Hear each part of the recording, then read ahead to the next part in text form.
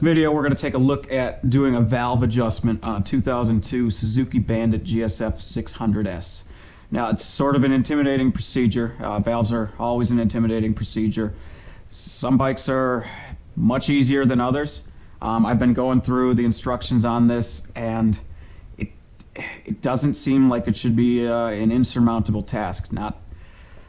Especially if you read the instructions, because the instructions are 2 pages and it makes it seem like it's a 30-minute job. That is not what I've been led to believe. I've been reading a bunch about this, and I've been trying to figure out what some of the gotchas are. And I don't believe that the gotchas are actually going to be within the valve adjustment themselves. I believe the gotchas are going to have to do with the gaskets on this bike and sealing it all back up. So we're going to see. I mean, if you take a bike in to have the valves done, it's a fairly expensive job, but I don't think this is going to have to be too hard. So I'll try not to make this video too long, but I did just watch a 2-hour video on this earlier. Another thing, I haven't found a whole bunch of good videos on this. I'm going to link the one good one that I saw, but I think the guy left a lot of holes in it because he knew what he was doing. And I'm going to try to answer a lot of the gotchas for an amateur tinkerer idiot like myself.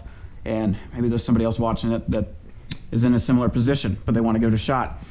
So my understanding is we're going to be taking the tank off, and in order to do this valve procedure, we're going to take the valve cover off. So take the petcock.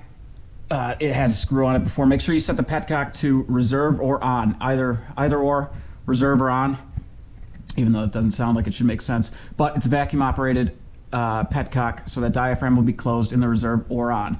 So when you pull it off, it won't leak fuel.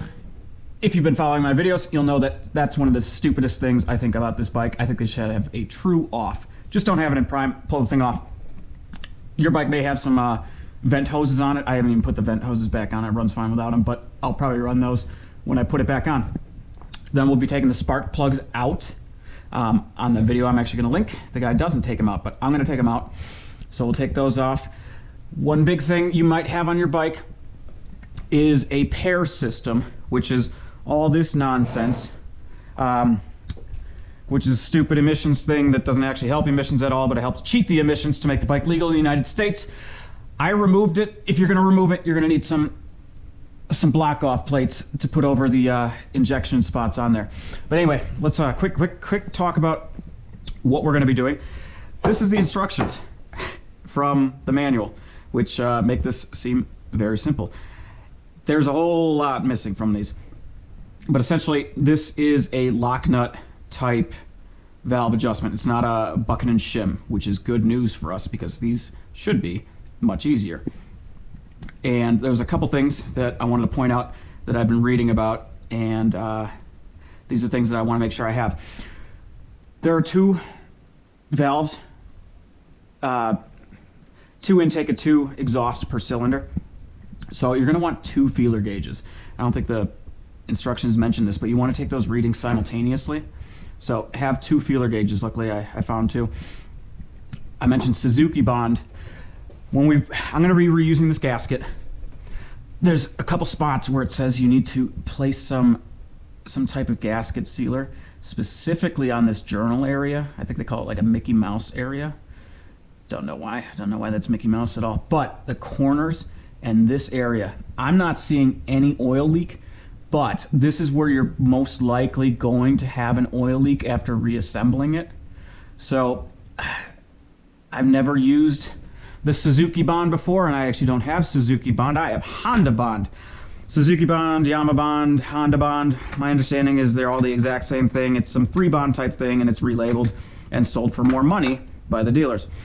I think you can also use this Permatex Ultra Black. I'm not going to be, I just happen to have it here. I've heard of people using red RTV. I don't think this is a spot where you want to use that. So I'm saying no to these. If we get there, I'm going to be using this Honda Bond, even though it's a Suzuki. Should be the exact same thing. So I'm going to be pulling the spark plugs out. I've deleted the pair on this bike, the pulsed air injection R. I don't know what the R is for. I have a Tappet tool. This is a Motion Pro one. I just opened it. Luckily, it's nice to see it's already rusting, so thanks Motion Pro. It shouldn't matter. I don't think this part is going to help me. It might. Specifically, I bought this for my my interceptor. But essentially there is a 3mm square head. This is actually what you're going to turn the tappet with.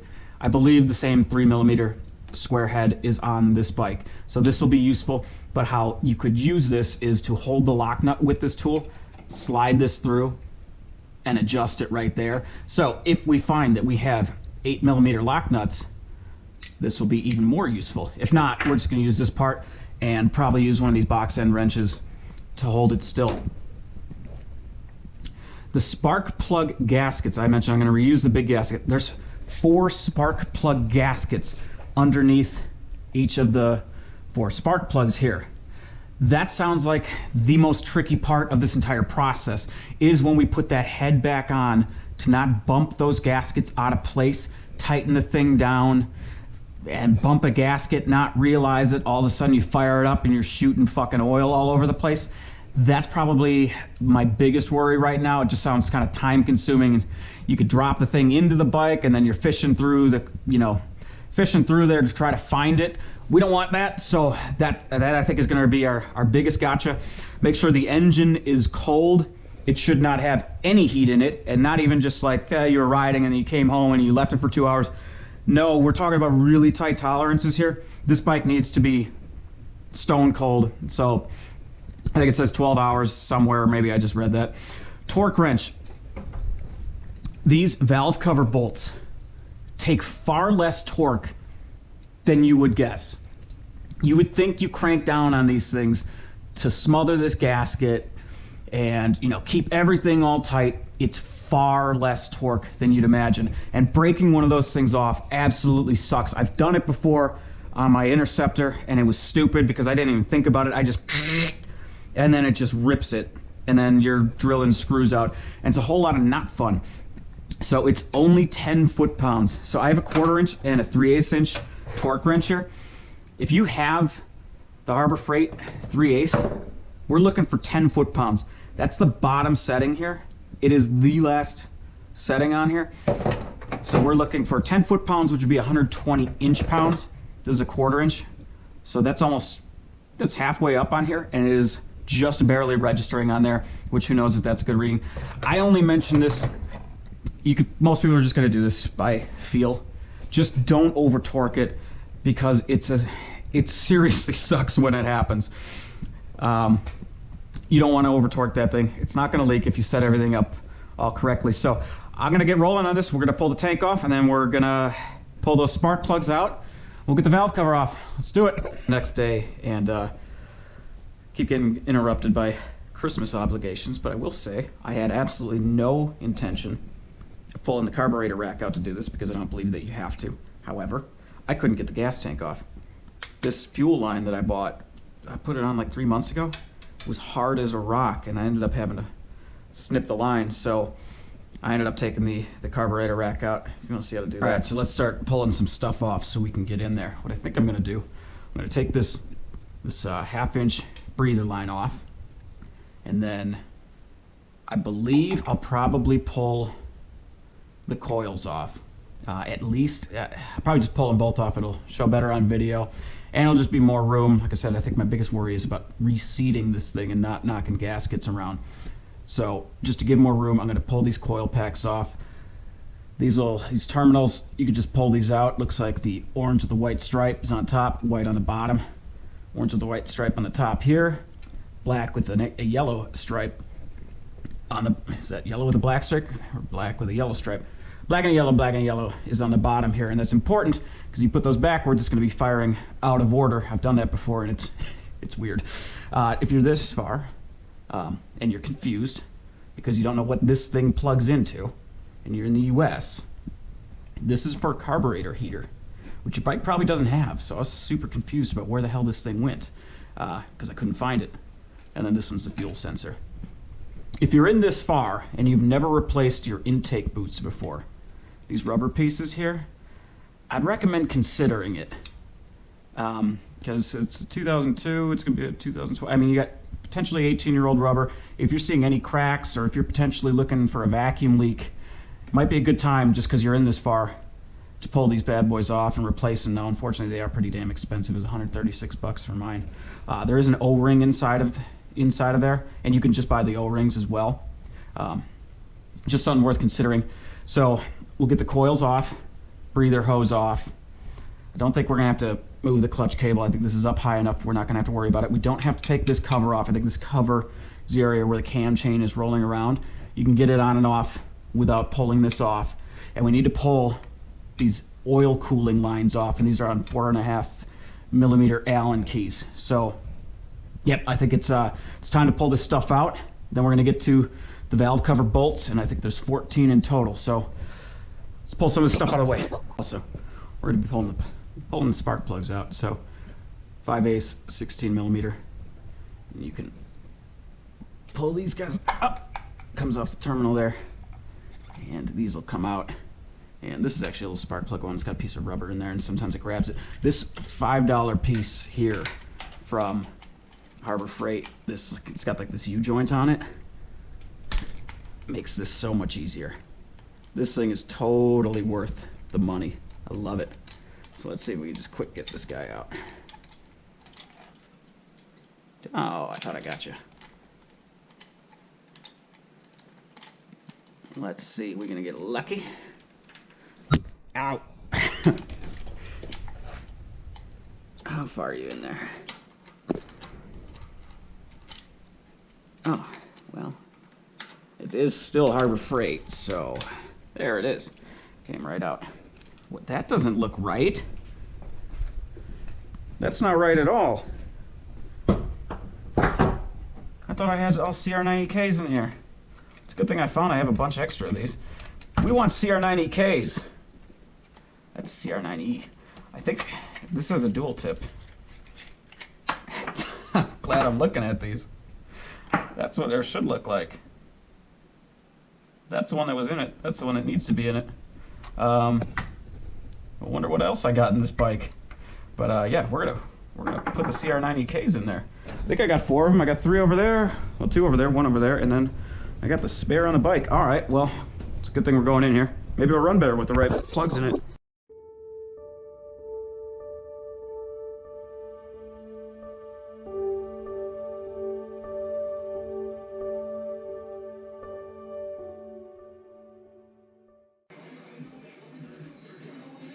Okay, so 2 notes there when you're taking the solenoids, the coil packs off. There's these spacers. Don't lose the spacers. They're pretty easy to lose. The other thing that I'm going to show you, let's see if I can get you a good view. When you pull the oil lines off, there's a little rim inside of there that this O-ring sits on. And my O-rings, you can see them, they're stuck right on there. Those are going to come off. I'm going to put them back into here just so I don't end up losing them. Inspect those, make sure that they're good O-rings. If not, then you're going to want to buy replacements. So those are a couple things, and looks like we're about ready to start pulling this thing off. Okay, valve cover time. So there's going to be, it's a 6mm Allen that we're going to be pulling this off with. I mentioned 14 bolts earlier, and I think I know where they are. All right, so there's the 8 obvious ones here. It's not counting these 4 on this cam chain cover here. There's 2, 1 here, and then 1 up top. They're offset. And then there's these 4, these look like 10mm. Don't quote me on that. Pretty sure that those are going to be 10mm hex heads there. So it's time to pull this thing off. Shouldn't matter the order that we take them out. Tightening down is a different story. What I did, you can still see there's a bunch of debris, but I went over this with some compressed air before. Just try to blow as much away as I could. Once I get this valve cover off, I'll do a more thorough cleaning job on it. Most of this stuff is it's just crud that's stuck to it, but you don't want stuff falling into the cylinders. So if you got obvious debris all over the place, God, it looks like I got a bunch right there, but all that shit's hardened. I don't want to start scraping it. I think it's going to stay for taking it off. But you want to have this cleaned up so you're not dropping stuff into the engine. If you're going to leave this project overnight or whatnot, cover it up with some cellophane or aluminum foil or whatnot. So let's do it.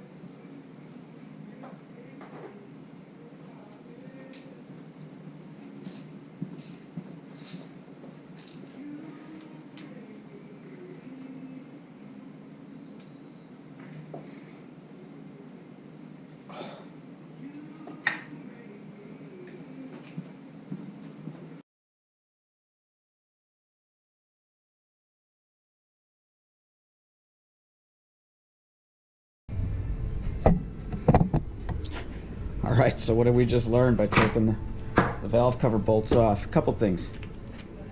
These valve cover bolts, these Allen ones, as I mentioned earlier, these do not get torqued down hard. These were real easy to break off. Real easy. Second thing we learned,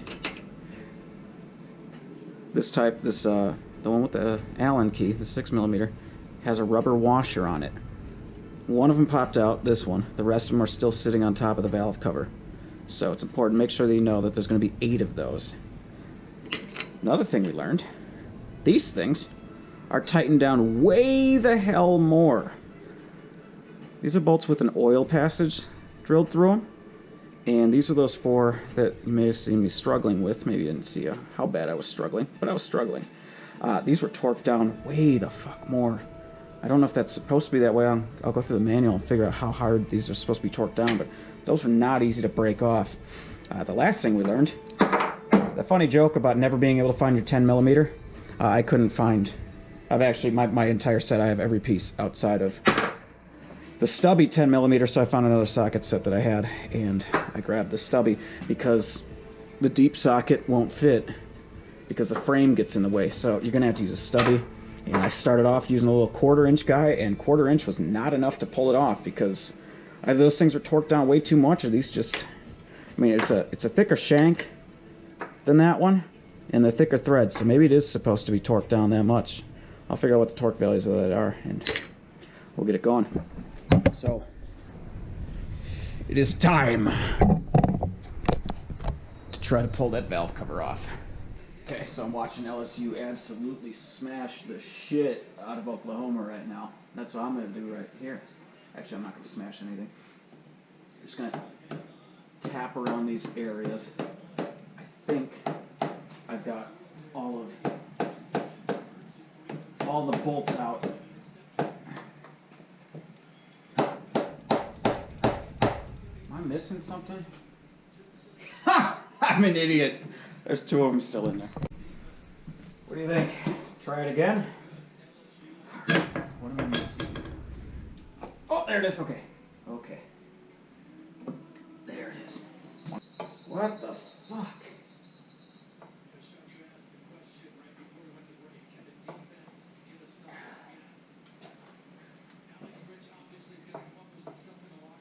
I think you gotta take that valve cover off. Or not valve cover. I think you've got to take the cam chain cover off. Maybe that's why they made it so you can actually take it off. Alright, got that cam chain cover off. There is a gasket on here. I'm going to put that off to the side.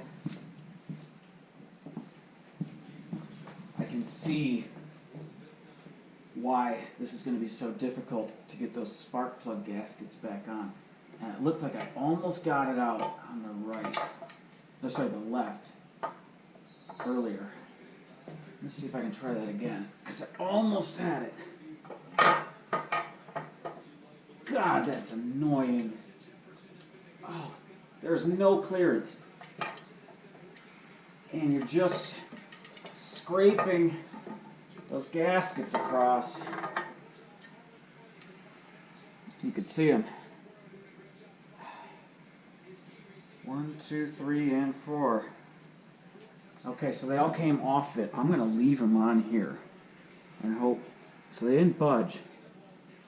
But those are the 4 gaskets I'm worried about when we put this thing back on. So 100% that cover's got to come off because that barely came out with it. But now we can see the beast within.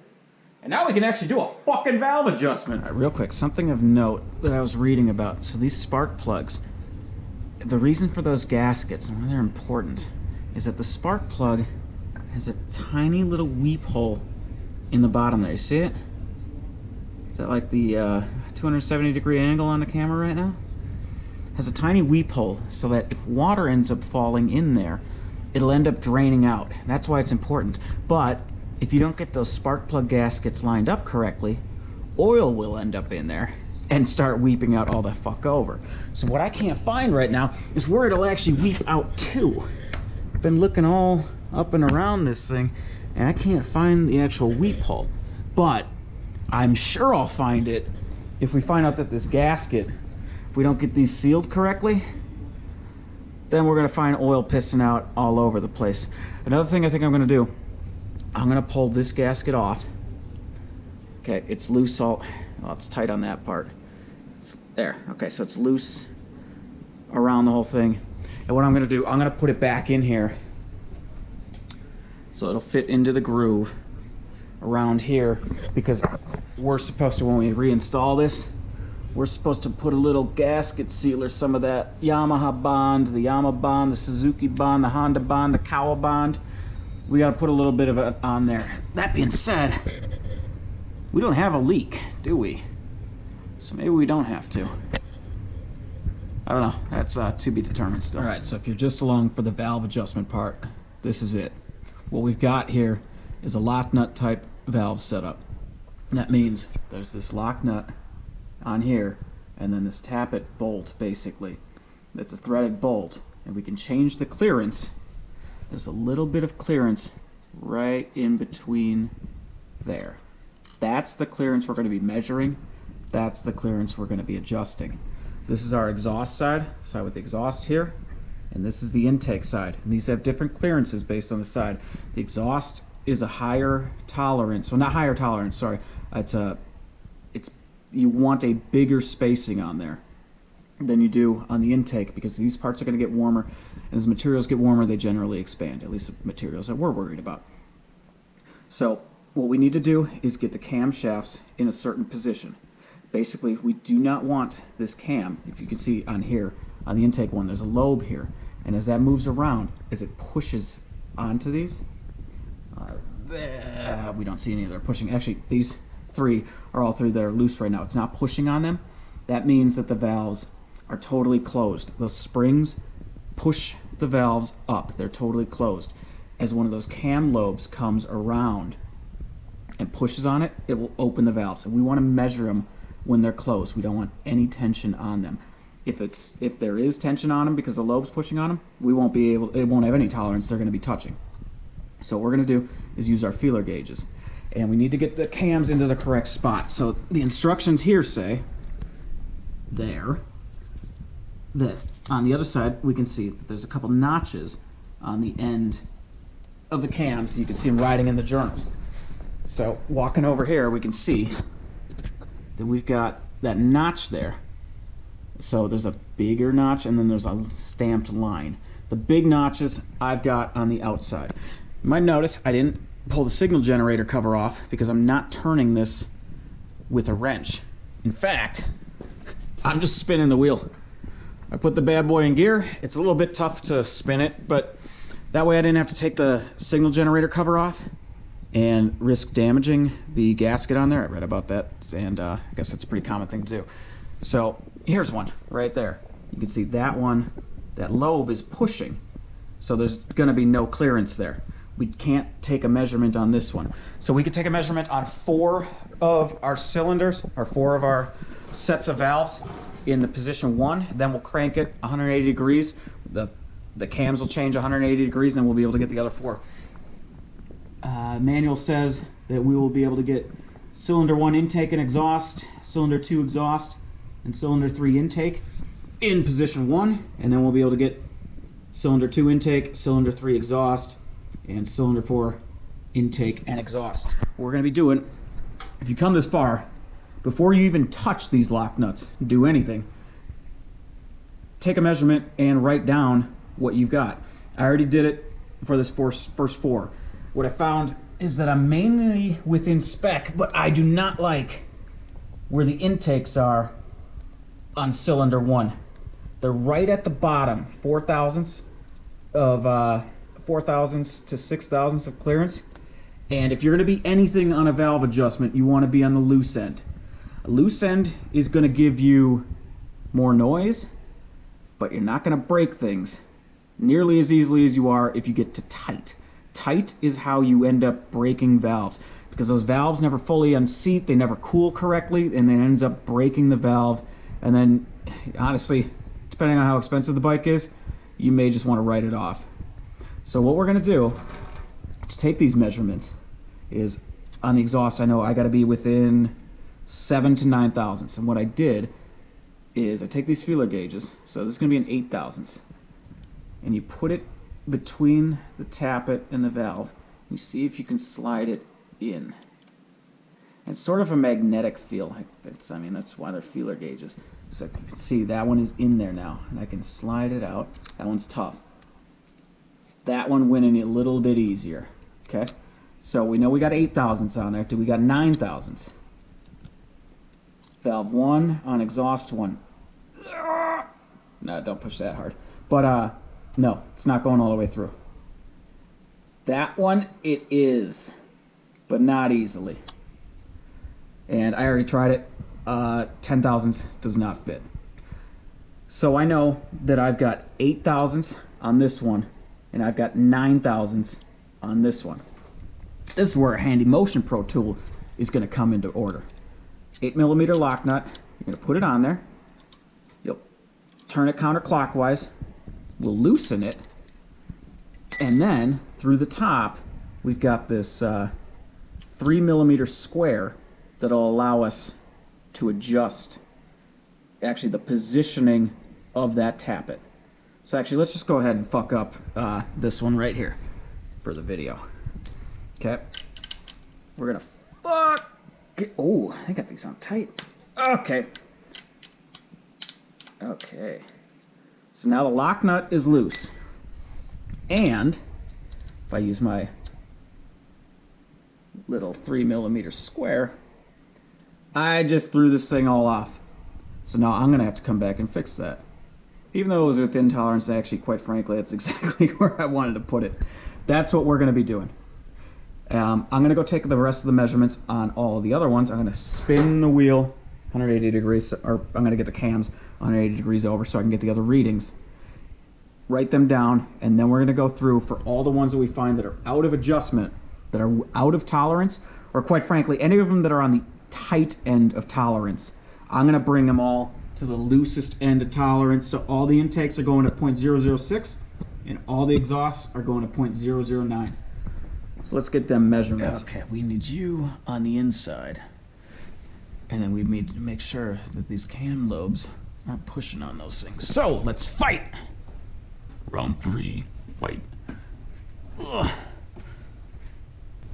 That looks good there. Okay, that one's off. That one is off. That one's off. That one's on, which is fine, because we don't have these three. And one more over. That one's definitely off. That's the other one. We are in the right position. Just take some more measurements. So you want an example of some valves that are out of spec?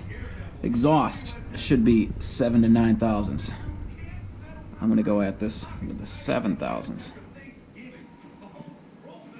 Can't get it in. Can't get it in. Can barely get it in, not really. And can get it in easy. What about 6 thousandths? It's in. And it's in. Well, I can just tell you, I know the 6 thousandths fits on all of these. 1, 2, 3. These are all 6 thousandths. This one's 9 thousandths. 9 thousandths is within spec. 6 isn't.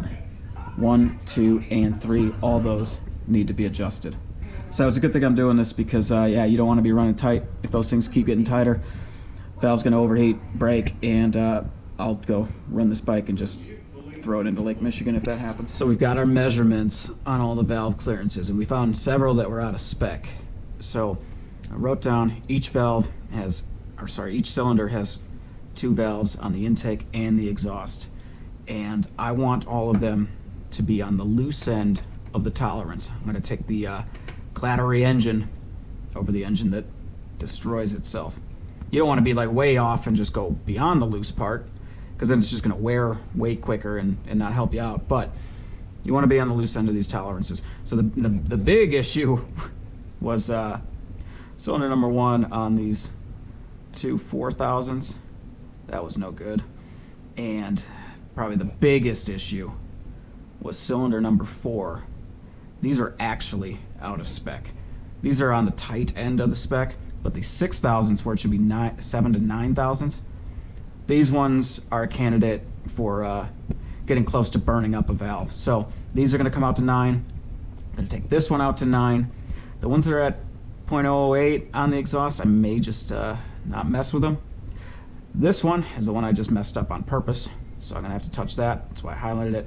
And then the intakes, I don't like the fact that they're that close to being on the tight end of tolerance. So those are the ones I'm going to mess with. The ones that are 0.006 on the intakes, or this alone 0.005, I'm going to leave those alone. And then the ones that are 0.08 to 0.09 on the exhaust, I'm going to leave those alone as well. This is why we want our second feeler gauge though, because when we're adjusting the tolerance, and you'll see it in a second, we want to put the 0.08 underneath the valve exhaust 1 on number 2 while we actually modify this 0.09, if we're going to modify that one. That's a bad example. We're going to put the 0.009 underneath the tappet when we're going to modify this 0.008 on cylinder number 1, the exhaust. Right, so now it's time to actually do a valve adjustment. So what we're going to do is we're going to loosen up this lock nut. I've already loosened this one.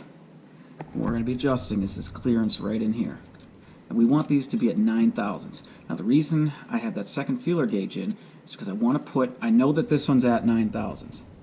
So I set that one to 9,000ths, I put it there so that if this thing has any pivoting, it's not going to affect what actually the valve clearance is. It's exactly where I want this one to be. That's why I use 2. So then we're going to use our 3mm square head on this to actually adjust that clearance right there. And what we want is to get that sort of magnetic feel like that. I can barely pull it, just kind of like that. Now, I've watched a couple of these videos, and something that I don't like that some people do, and the reason that this Motion Pro tool exists is that you want to have this tool over the top. Okay, let's just say we set this. Okay, we set it and it's all good, and as soon as you go to tighten this lock nut, it ends up turning the tappet screw, and then you're tighter than you thought you were. But you're just like, that's good. No, that's why this tool exists. It's so we can put counter pressure on it. Oh, sorry. It's so we can put counter pressure on it so it doesn't go backwards or forwards as we're making that adjustment. So this is right where I want it. Right there. So I'm going to I'll get the lock nut close to tight. I'll put that over the top. Then I'll put the 4mm square head. I gotta get that right there. Okay, so I can still move it. It's tight, but that's where I want it. Okay, I'm gonna put a little bit of counterclockwise pressure. I'm not moving it on the square head, and then I'm gonna tighten the lock nut with this tool, like that. Okay? Now I can come back and torque these out, but let's see if that did it. See? I didn't move it. If you just go and tighten that lock nut without putting that little bit of counter pressure on there, you're going to end up tightening this closer. You're gonna end up with a smaller tolerance than you expected, because turning that lock nut often turns the tappet. So now we know we're at, yeah, it just barely gets in there. That's 9,000ths. That's how we want all of the exhaust valves on here. So we're going to go through and do that on every single one of those that I marked down. I'm going to make sure that it doesn't turn in further and we actually make it worse than when we started, because we're going to put that proper amount of counter pressure on that tappet. So one more on this video. I'll make a shortcut video of this in case nobody wants to see all of it. But we did one of the exhausts. Now we're going to do an intake. Both these are at 4,000ths. It's within spec, but it's on the low end of the spec. It's on the bad end of the spec. I want them to be at 6,000ths, so I'm going to bust the lock nuts loose. Oh man, those are tighter than I expected. I gotta look up the torque values on these. Alright, so I'm going to bust the lock nuts loose on both. Then I'm going to take my 3mm square head, I said 4 earlier, 3mm square head, and loosen them up. So now, it was only taking the 4 before. I couldn't fit a 5 in there. I'm going to guess with how much I just changed it, I could probably fit a 10 in there. So on one side, we're going to do this side first. I'm going to put, God damn it, I just put it away. I want the 6,000ths. There it is. I'm going to rest this under there. 6 thousandths is going to live there for now. For now. And I'm going to tighten that just so that's where the 6 would be. Okay. Now we can work on the other one. I need a 6 thousandths on my other feeler gauge. Where you at, boy? There we go. Okay. I want that there. And I want to get that magnetic feel. That was too tight. I want to get that magnetic feel. Yes. But you can see just so much of this is feel, and I guess that's why they're called feeler gauges, but it's so little. Like, you just turn it an 1/8 inch or 1/8 turn, and it'll open it up an entire thousandth. So you want it kind of like right there. So I need to I'll get that clamped down a little so I can still move the square head if I want. Square head. I love that Deadwood reference right there. The hoople heads, the square heads. Okay.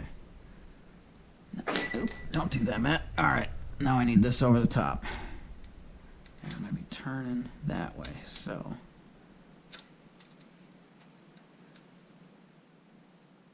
okay. Is that where I want it?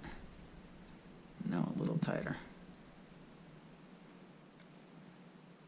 That is where I want it. So I'm going to put a little counter pressure and tighten that. Okay. Let's see if that's still there. That is still there. That is where I want it. I like this tool. This thing's nice. I hope this works for the interceptor because it's nice. I'll tighten it a little bit. Does that still fit? 6 thousandths. Or did I just prove my point? I still think it tightened it a bit, but I can get it in there. And I'm around the top end of the tolerance, so I want it to be a tight 6. And that's exactly where we are. So now we would just swap sides. I put this one right there. I'll do the exact same thing on here. And I'll go around and do all that. So 6 thousandths for all the intakes, 9 thousandths for all the exhausts. That'll be our valve adjustment. Then we'll get to the tough part of putting this fucker back together. So I've gone through and I've adjusted all the valves. Got my feeler gauges in there, and all these red ones, these are the ones I adjusted. So set all of them on the exhaust to 9 thousandths. All the intakes I messed with, I ended up going to, even the one that was 5 thousandths, I ended up bringing it up to 6 thousandths. Got them tightened up. I didn't see a torque value on the lock nuts. Just said tighten the lock nut. So I'm guessing these have never been done before, and it took quite a bit of force to get them off. So I put a good bit of force on the lock nuts. Something that it was interesting when you're actually adjusting these things. If you have the lock nut loose and you keep tightening on the tap, it will actually start compressing the spring. So be wary of that. So once you feel a kind of change in pressure, you've gone a little bit too far. So now just since we've been this far, what I want to do, I'm going to take this thing and I'm going to spin it around a couple times and just roll it around, get them valves moving, and I'm going to go through and set those cam positions one more time. Make sure that I'm going to have to keep moving them, but make sure that all the clearances are correct. Make sure all the lock nuts are tightened. I know they are because I did them, but once you put that engine cover back on, the valve cover back on, you don't want to be going having to do it again. So redouble check those, then we're going to put the top back on. But for the valve clearance part, we're done. No, you're going to help me real quick. All right, this is Chucko. Chucko came over. And I just want one more thing done for the night. I want this valve cover on so that dust doesn't get into it. So I got to put some of this Suzuki Bond. It's not Suzuki Bond, it's Yamaha Bond? Some kind of bond. I don't know, they're all the same. I'll goop that shit up in the corners. Actually, I don't want to goop it up. I want to go nice and light.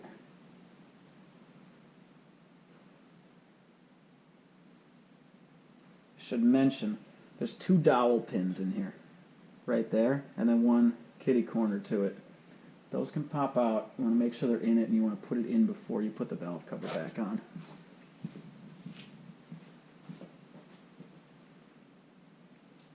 For your reference, Chucko, this has been one of the longer videos I've ever shot because this has taken me several days.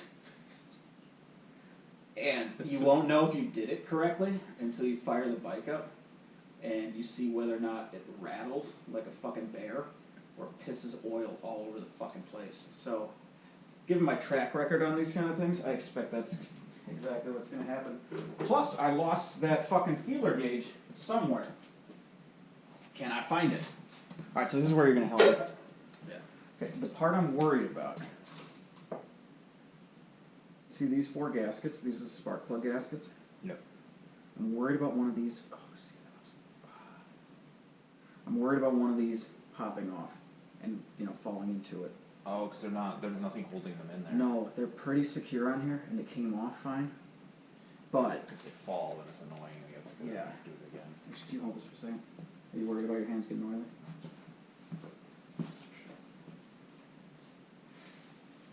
Okay. So I think we're gonna go. This only goes one way. There's a square side. Square side's up front. A round side's on back. So that way. Okay, I'm gonna come to you. It's not easy, but it does fit because I got it to come through. And this is where I don't want to knock one of those fucking gaskets off. All right, you got it? Okay, they're all still there. Oh, Now, shit, this thing is- okay, you just push it into it. You take your time and get it pushed into it. Because I see your middle part is there. I heard something fall. What? Did I hear something fall? No, I think we hit one of the wires. Oh, okay. There we go.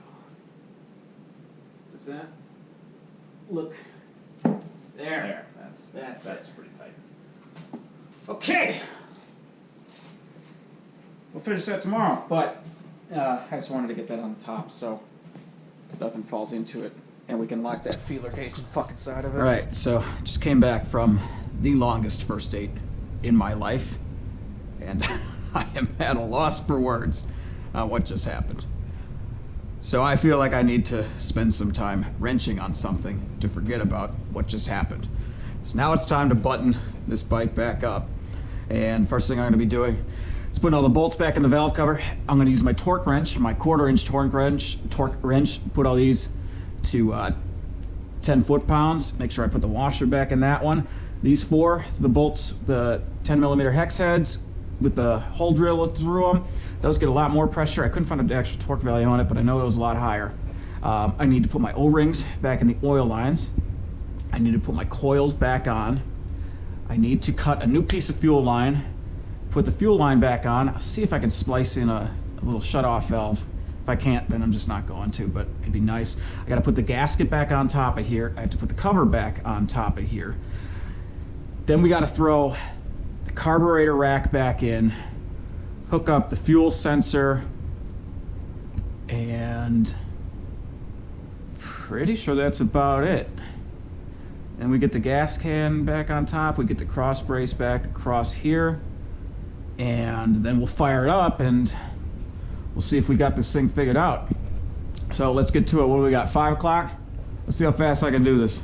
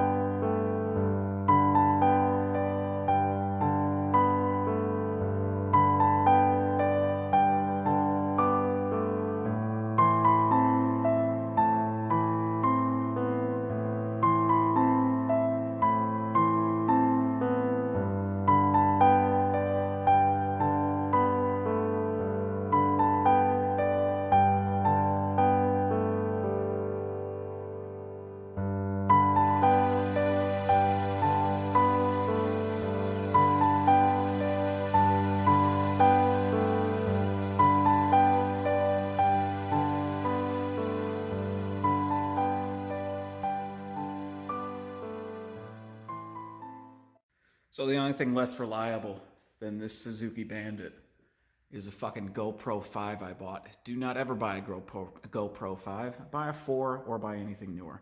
The 5 is a piece of shit. Anyway, shot a video. I'm kind of worried about this because I've gotten everything buttoned up. Valve cover's on, carburetor's in, all the vacuum caps are on. We got oil in it. I think all the linkages are all correct. I just ran it a little bit, but it's cold now because I've been upstairs. But we're gonna fire this up.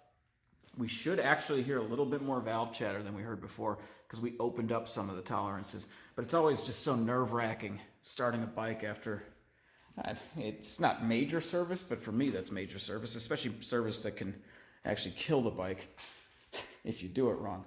So a little too late. We're just gonna run it inside of the garage. A little bit of choke. Battery should be okay.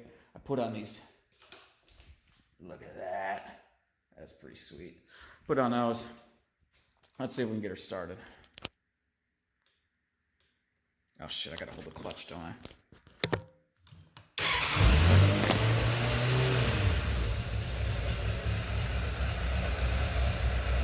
So what do you think about that?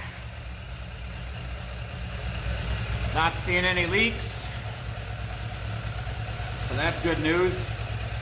Nothing out of the weep holes. The weep holes were my biggest worry from getting those spark plug gaskets in the wrong spot. But I mean, time will tell. It's too cold to go out and actually ride the thing, but I think the valves have been adjusted.